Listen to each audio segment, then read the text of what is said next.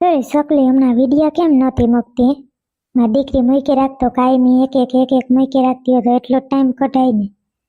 હા એ સાચી વાત છે. હમણાં મને જરાય છે ને વિડીયોમાં મન જ નહોતું ઉતારવાનું. ખોટું ક્યાં કેવું આપણે, મને છે ને મન જ નહોતું થતું. મહેનત એટલી કરીએ ને એમાં છે ને આમાં કાંઈ વ્યૂ આવતા નહોતા ને એટલે મેં મૂકી દીધું બધું.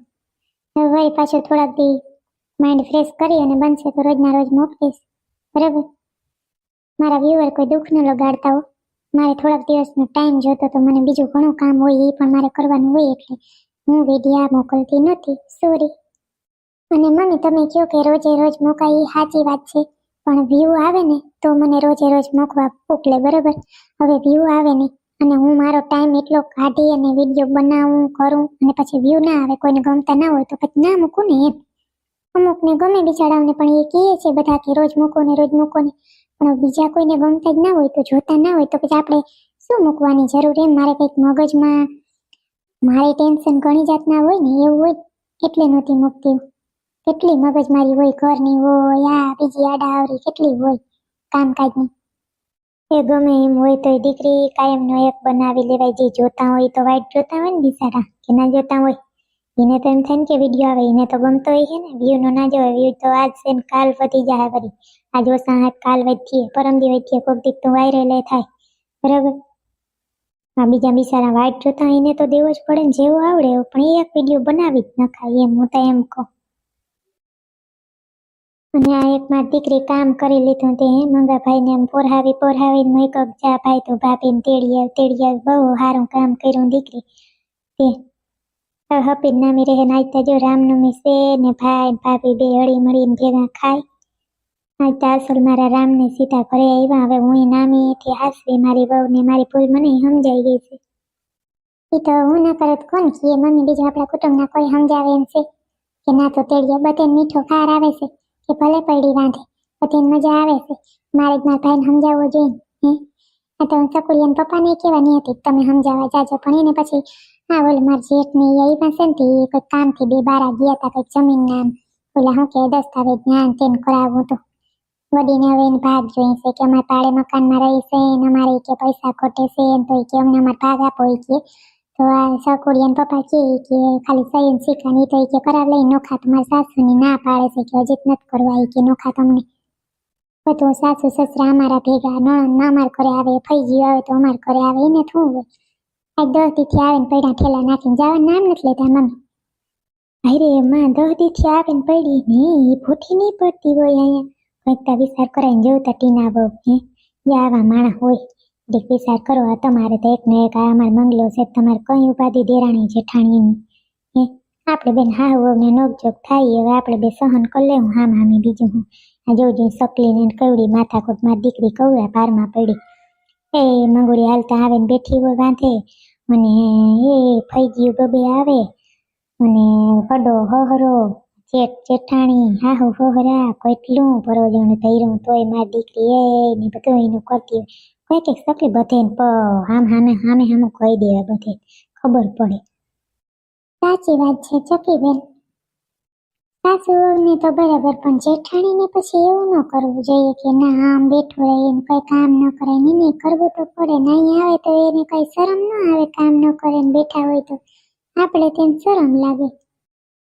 આ બપોરે બધું આના ખાવાનું હતું. આજ રામનવમી છે, તમે આ બીજું કંઈક કરો પછી પેટમાં ગડબડાટી થાય ને ગાઢ દવા કાના ભેગા થાવ બધા. મારે ઠીક રામનવમી રેવાય નહીં, મારાથી ભૂખું ના રેવાય, દવા પીતો હોતી. બાકી આવું બધું તમે શું આ બપોરનું અટાણે લઈને બેઠા છો? કંઈક નવીન કરી લેવાય. હું પપ્પા ઈ જ કહેતો હતો મમ્મી બપોરે આ બે જાતની સૂકી ભાજી હતી ને આ અત્યારે બટેટાની ચિપ્સ કરી છે તાજી.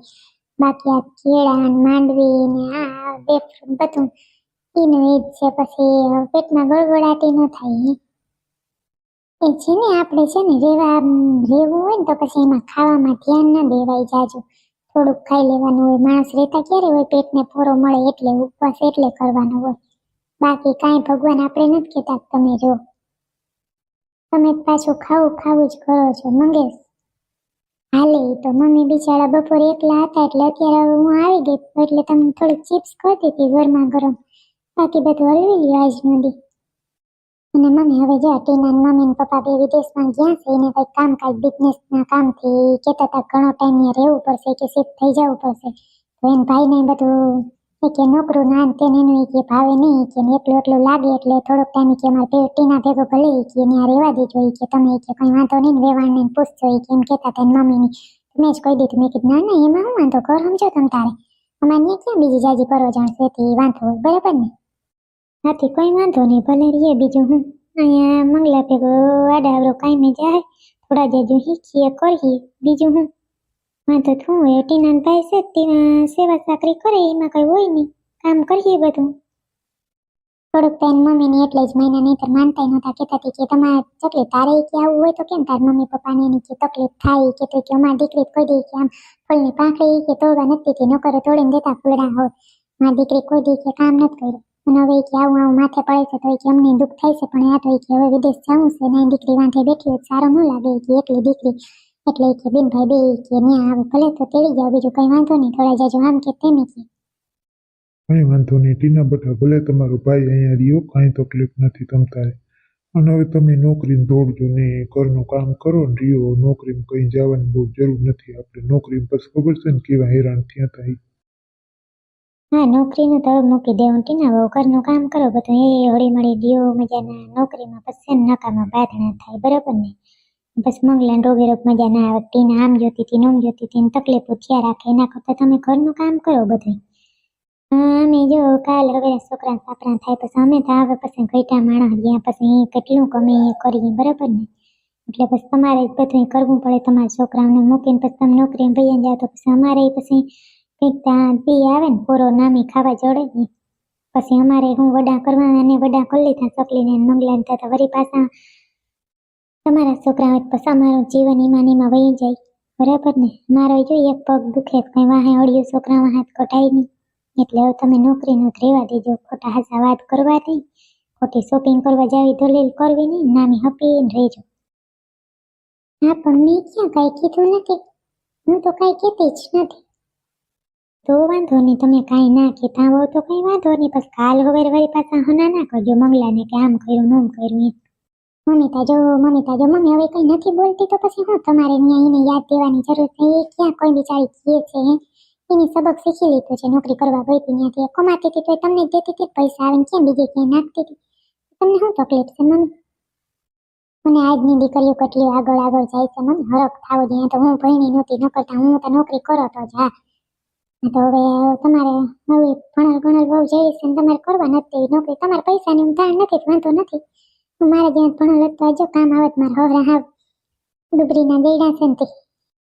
એ હાસું ચકલી તું થોડીક દીકરી હોશિયાર હા ટીના વહુને કોઈક ભોરવીને બધું લૂંટી ફાટી લઈએ અને અટાણે જો ટીના વહુ જરાક દેખાવડી રહ્યું છે રૂપાડી એટલે બસ જીવ ના લે ઘરની આવે ઘરમાં રહીએ ને ત્યાં હું ધાર દીકરી હું સમજી જાય મમ્મી કઈ આવે એવી તો હું નથી પણ કાંઈ વાંધો નહીં હાલો હું નહીં જાઉં નોકરીમાં હવે તમે એ વાત મૂકી દો બરાબર ચકલી આ ઓલા બેને બોલાવા અહીંયા જમી લઈએ ઓલે તો જમી લીધું છે એ ખાય નહીં થોડીક વાર પેલા ચિપ્સ ઉલાર લેતી બનતી હતી ત્યારે બે ચાલુ હતા ટીના ભાઈ લગભગ 2-3 ડીશ ખાઈ ગયો છે એને બહુ ભાવતે પિચારો ખાઈ ગયો ભલે ખાય નહીં મજા ગેમો રમે ભલે રમે રહ્યા ચકલી તારે કેટલા દિન રજા લઈને આવી આજ ફેર બે નણંદ ભજે થોડાક દી ભેગી રહી ઓલા ભલે ન્યા આવ્યા હતા જેઠની જેઠાણી તું થોડાક દી રહે તો એને ખબર પડે હા મમ્મી થોડાક દી રહેવાનું વિચારતા છે ટીના ભાભી ભેગું રહેવાય છે હું ટીના ભાભી કોઈ દી ભેગી રહ્યું નથી અને હવે જો પછી પાછું મારા નહીં આવે મમ્મી મારા નણંદ પોરો ખાવા આવવાનું છે ને માંગુ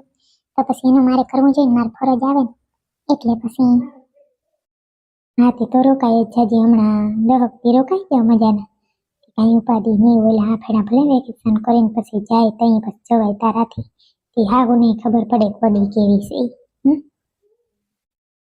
હા ચકી દીદી આપણે બધું એ મજાના ભેગા ફરવા જઈશું મમ્મી ક્યાંય ગયા નથી હનીમૂનમાં એટલે આપણે બધાય જઈશું